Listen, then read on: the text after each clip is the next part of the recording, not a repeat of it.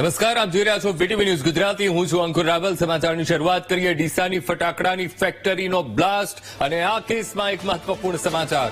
સમગ્ર ઘટનાની તપાસ માટે એસઆઈટીની રચના કરવામાં આવી છે. 5 અલગ અલગ ટીમ બનાવીને તપાસ શરૂ કરવામાં આવી છે. મૃત્યુ પામનારા તમામ શ્રમિકો મધ્યપ્રદેશના વતની છે અને તમામ મૃતદેહોને સન્માન સાથે તેમના વતન મોકલવામાં આવશે. પોલીસ બંદોબસ્ત સાથે તેમના વતન મોકલવામાં આવશે.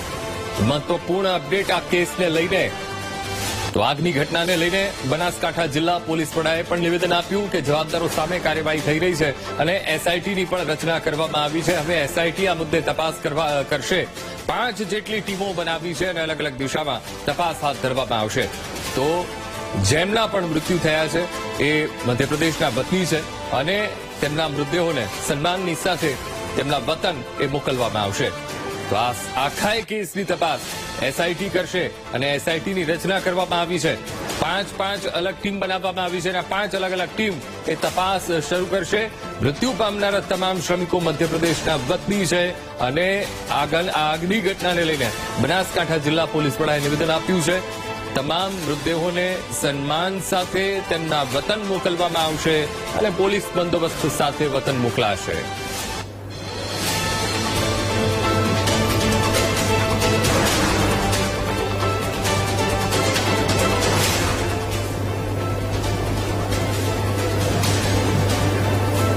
પ્રોપર એફઆઈઆર હાલમાં પોલીસ દ્વારા રજીસ્ટર કરી દેવામાં આવી છે.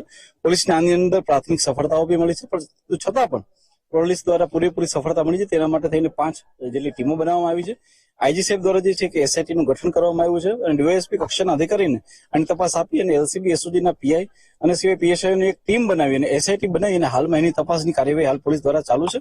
પરંતુ અમારી જે પ્રાથમિક અને હાલમાં જે ફર્સ્ટ રિસ્પોન્સિબિલિટી છે એ છે કે તમામ ડેબ્રી હટી જાય, લોકોના જે છે બચાવ કાર્ય પૂર્ણ થાય, જે ડેડ બોડી છે તેનું પીએમ થઈ જાય અને પોતાના જિલ્લા સુધી પહોંચી જાય અને મીનવાઇલ અમારી પોલીસની જે બીજી ટીમો છે એ તમામ આરોપીઓ સુધી પહોંચી જાય અને તેની ઉપર જે છે કડકમાં કડક કાર્યવાહી. તો બનાસકાંઠા જિલ્લા પોલીસ વડાનું નિવેદન એફઆઈઆર નોંધવામાં આવી છે અને તે દિશામાં તપાસ હાથ ધરવામાં આવી રહી છે.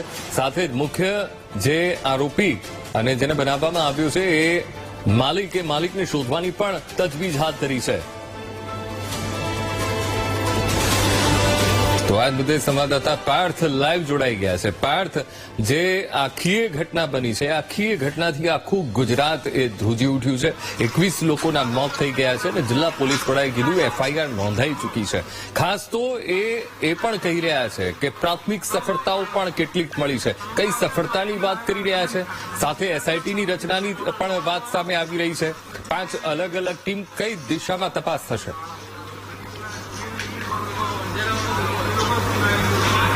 જી અંકુર, વાત કરવામાં આવે તો લગભગ સવારે 9:30 થી 10 વાગ્યાની વચ્ચે આ ઘટના બની હતી અને અત્યારે એટલે કે થોડીક જ ગણતરીની મિનિટો પહેલા જ રેસ્ક્યુ ઓપરેશન પૂર્ણ કરવામાં આવ્યું છે. લગભગ 8:30 કલાક સુધી આ રેસ્ક્યુની કામગીરી ચાલી અને 21 લોકોના મોત થયા છે.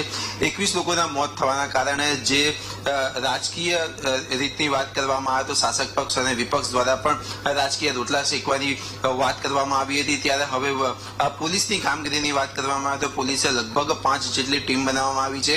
જે આ ફેક્ટરીનો માલિક છે ખૂબચંદ સિંધી, તે હજુ પણ પોલીસ પકડતી બહાર છે અને 5 જેટલી સ્પેશિયલ ટીમ બનાવવામાં આવી છે અને તેની તપાસ હાથ ધરવામાં આવી છે. હાલમાં પોલીસની કામગીરીની વાત કરવામાં આવે તો પ્રાથમિક તબક્કે પોલીસ ફરિયાદ તો નોંધાઈ ચૂકી છે, પરંતુ જે રીતની વાત કરવામાં આવે તો 15 માર્ચે પોલીસ આ ફેક્ટરીની મુલાકાતે આવી હતી અને તમામ ઇન્સ્પેક્શન કર્યું હતું. 31 ડિસેમ્બર 2024ના રોજ આ ફેક્ટરીનું લાયસન્સ પૂરું થયું હતું.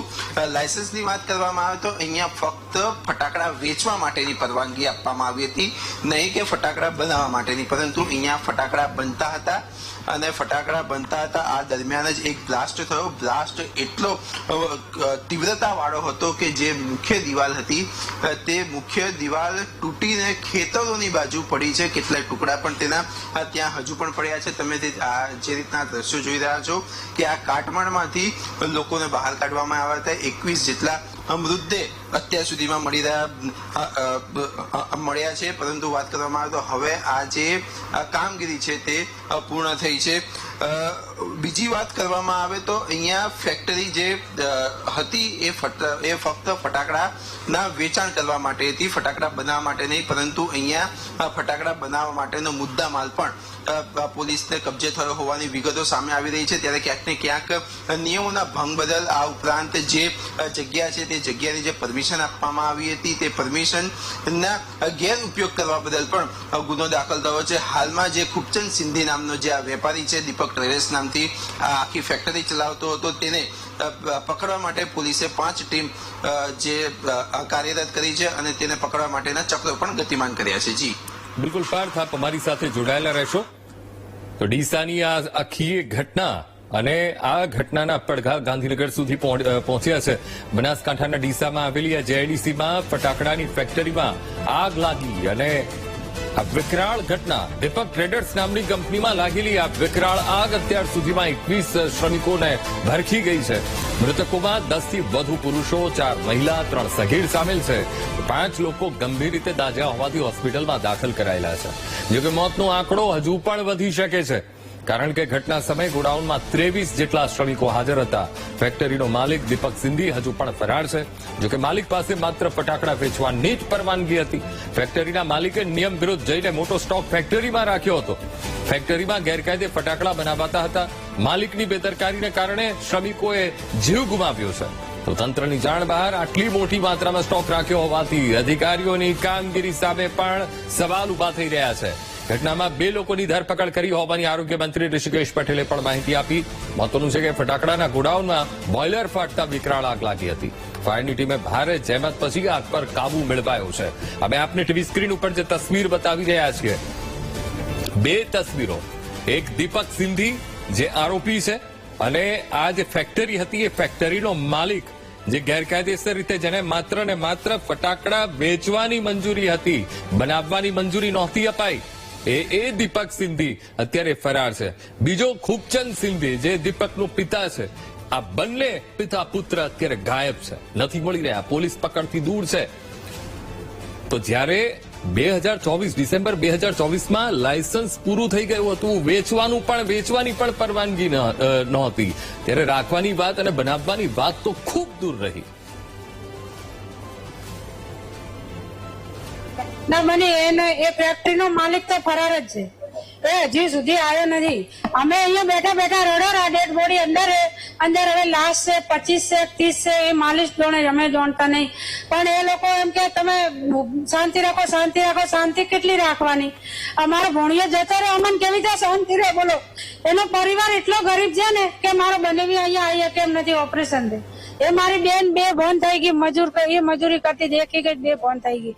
અરે બધી એ સ્થળ તો એવું બની ને એવી ઘટના તો કશું રહ્યો જ નહીં. બધું પાટી ધાબો આબો બધું ખીલાસરીઓ દેખાય તો માણસો તો શું બચે? અમારી તો એક જ માંગ છે કે જે આ ફેક્ટરીનો માલિક અમારા જોડે હાજર થાય તો જ અમે ડેડ બોડી લેવા તૈયાર થઈએ, નકર અમે તૈયાર થઈશું નહીં. છે લોકોના તો મોત તો 20 થી 25 જણાના થયેલા છે. તમારી સામે નજર છે. તમે મીડિયા વાળા જુઓ, તમે મીડિયા વાળા કેચઅપ કરો, ધ્યાન રાખો, પણ ડેડ બોડી અમે નહીં લઈએ જ્યાં સુધી એરેસ્ટ ના થાય અને જ્યાં સુધી આ લાશ ઉપર ના આવે. પ્રશાસનની ઢીલ છે થોડી, પ્રશાસનને ટાઈટ રહેવું જ પડશે. બનાસકાંઠાના ડીસામાં આગને લઈને શક્તિસિંહ ગોહિલે પ્રતિક્રિયા આપી. કહ્યું કે કોંગ્રેસના પ્રદેશ પ્રમુખ શક્તિસિંહ ગોહિલે સરકાર પર આકરા પ્રહાર કર્યા. કહ્યું કે મનુષ્યના જીવથી વધારે કિંમતી બીજું કંઈ ના હોઈ શકે. વારંવાર આગ લાગવાની ઘટના રાજ્યમાં સામે આવી રહી છે, ત્યારે રાજકોટના અગ્નિકાંડ પછી પણ સરકારે કોઈ ચિંતા ન કરી. દુર્ઘટનામાં કોઈનો જીવ ન જાય તેની જવાબદારી સરકારની છે. ભવિષ્યમાં આવી ઘટના ન બને તેની ચિંતા સરકારે કરવી પડશે.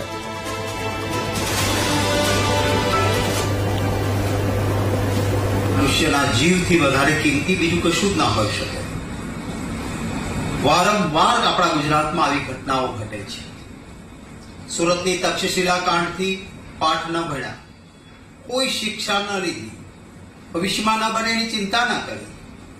રાજકોટનો અગ્નિકાંડ થયો, કેટલાય વ્યક્તિઓએ જીવ ગુમાવ્યા. એમ છતાં પણ આ સરકારે કોઈ જ ચિંતા નહીં કરી એ વાતનું દુઃખ છે. મારા પર રાજકારણ કરવા નથી માંગતો, પરંતુ શું સરકારની જવાબદારી નથી? એક પણ ગુજરાતીને તકલીફ ના પડે, એનો જીવ ન જાય એના માટે ચિંતા તો રાખવી જોઈએ. ડીસામાં ફટાકડાની ફેક્ટરીમાં બ્લાસ્ટનો કેસ અને તમામ મૃતક શ્રમિકોના પરિવારજનોમાં રોષ છે. મૃતકના પરિવારજનો મૃતદેહ સ્વીકારવાનો ઇનકાર કરી રહ્યા છે. ફેક્ટરીના માલિકની ધરપકડ કરી કડક કાર્યવાહીની તે લોકો માંગ કરી રહ્યા છે. દીપક સિંધી અને ખૂબચંદ સિંધી વિરુદ્ધ કડક કાર્યવાહી કરે તેવી માંગ થઈ રહી છે. ધરપકડ ન થાય ત્યાં સુધી મૃતદેહ સ્વીકારવાનો પણ પરિવારજનો ઇનકાર કરી રહ્યા છે. પોલીસે તો તપાસનો ધમધમાટ તેજ કરી દીધો છે. જિલ્લા પોલીસ વડાનું પણ નિવેદન આવ્યું કે એફઆઈઆર નોંધાઈ ચૂકી છે અને પ્રાથમિક સફળતાઓ પણ મળતી આ કેસ અંતર્ગત જણાઈ રહી છે. પણ જેણે પોતાના પરિવારજનો પોતાના વાલસોયા ગુમાવ્યા છે એમની પીડાનું શું એ સવાલ અહીંયા થઈ રહ્યો છે. એ રજૂઆત કરી રહ્યા છે કે મુખ્ય માલિક છે એની ધરપકડ થાય. જો ધરપકડ નહીં થાય ત્યાં સુધી મૃતદેહ અમે નહીં સ્વીકારીશું. પોતાની પીડા એ લોકો વ્યક્ત કરી રહ્યા છે. તો એક બાદ એક આ ટીવી સ્ક્રીન ઉપર અમે આપને આ દ્રશ્યો બતાવી રહ્યા છીએ. સવારનો 9:30 થી 10 આજુબાજુનો એક ટાઈમ અને જ્યારે ડીસાની જીઆઈડીસીમાં એક ભયાનક એ બ્લાસ્ટ થયો અને બ્લાસ્ટમાં 21 લોકોના મોત થઈ ગયા છે અને આંકડો હજુ પણ વધી શકે તેવી વાત સામે આવી રહી છે. 5 જેટલા લોકો તો ગંભીર રીતે એ આ ઘટનામાં ઘાયલ થયા છે, જ્યાં તેમની હોસ્પિટલમાં સારવાર ચાલી રહી છે અને જીવન મરણ વચ્ચે એ 5 શખ્સો ઝોલા ખાઈ ગયા છે. એસઆઈટીની રચના પણ કરી દેવામાં આવી છે અને એક તરફ મૃતક શ્રમિકોના પરિવારજનોમાં રોષ છે, સવાલ પૂછી રહ્યા છે. મૃતકના પરિવારજનોએ મૃતદેહ સ્વીકારવાનો ઇનકાર કર્યો છે.